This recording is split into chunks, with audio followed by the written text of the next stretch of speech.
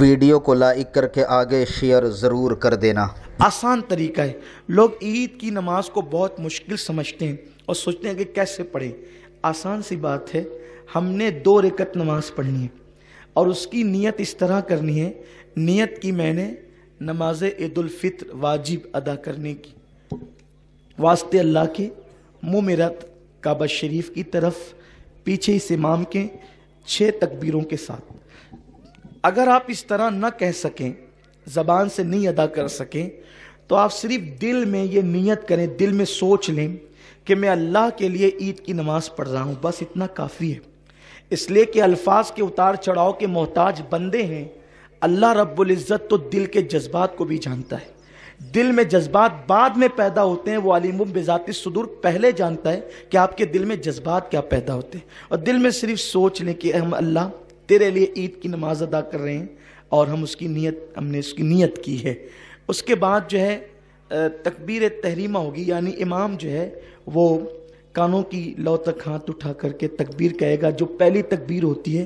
آپ نے بھی تکبیر تحریمہ کہہ کر ناف کے نیچے ہاتھ باندھ لینا ہے۔ امام صاحب ثنا پڑھیں گے، آپ نے بھی ثنا پڑھنی ہے۔ ثنا پڑھنے کے بعد ہمارے معمول سے ہٹ کر 3 تکبیریں ہوگی۔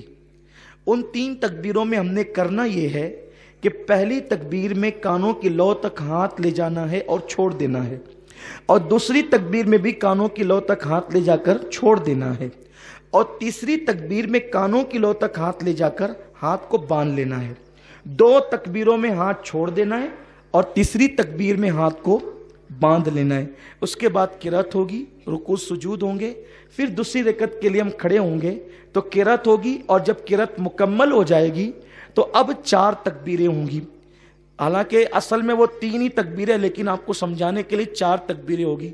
3 تکبیروں پر آپ کو کانوں کی لو تک ہاتھ لے جا کر کے چھوڑ دینا ہے، اور چوتھی جو تکبیر ہوگی وہ ہماری رکوع کی تکبیر ہے، اس لیے ہمیں اس میں کان کی لو تک ہاتھ نہیں لے جانا ہے، بلکہ اللہ اکبر کہتے ہوئے سیدھا رکوع میں چلے جانا ہے۔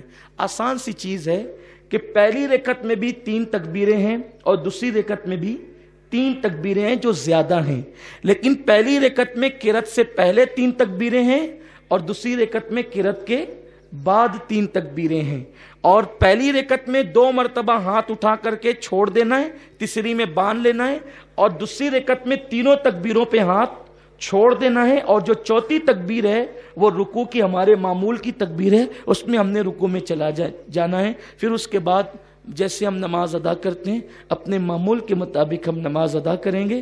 نماز ادا کرنے کے بعد انشاءاللہ تعالی پھر خطبہ ہوگا، اور خطبے کے بعد پھر دعا ہوگی۔ اللہ تعالی فضل فرمائے۔ اگر اچھا لگا ہو تو لائک کر کے آگے شیئر ضرور کر دینا۔ اللہ حافظ۔